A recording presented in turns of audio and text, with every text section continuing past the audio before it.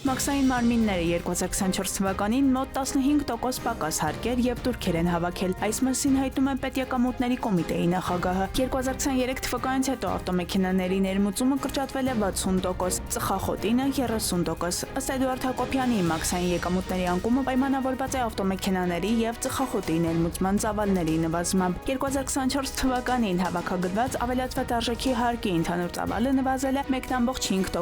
եւ 775.9 միլիարդ դրամ է։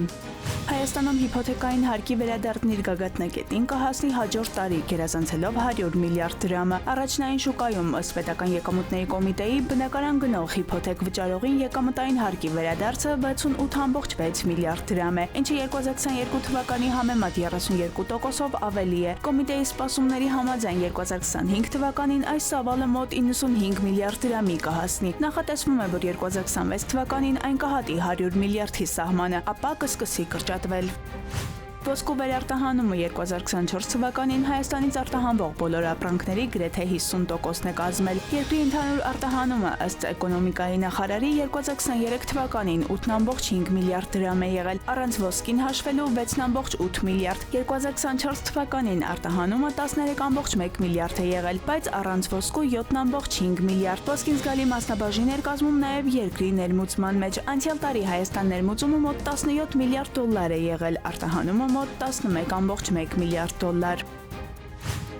Պետությունը նախատեսում է Դիլիջանի թունելի կողքին նոր թունել կառուցել, իսկ գործողը կօգտագործվի վթարային իրավիճակների համար։ Այս մասին հայտնել է տարածքային կառավարման եւ ենթակառուցվածքների նախարարը։ Թունելն ըստ պատասխանատուների վերանորոգման կարիք ունի եւ այդ նպատակով կծախսվի նույնքան, որքան կպահանջի նոր թունելի կառուցման համար։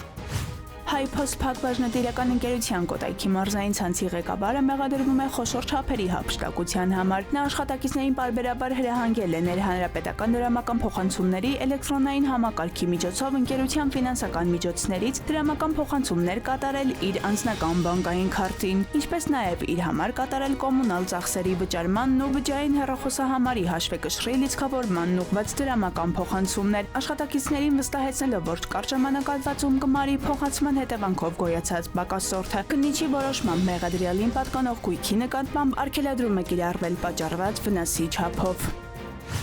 Հանրակրթության դպրոցներում մեկնարկել է առաջին դասանցիների հայտագրումը։ Ծրագիրը կանցկացվի 3 փուլով։ Առաջին փուլը մինչև հունիսի 22-ն է արտոնություն ունեցող ընտանիքների համար, երկրորդ փուլը կմեկնարկի հունիսի 24-ին, երրորդը հուլիսի 1-ին ռուսերենով ուսուցման դասարանների համար։ Հայտագրումն իրականացվում է hayt.emis.am եւ hayt.ru.emis.am կայքերի միջոցով։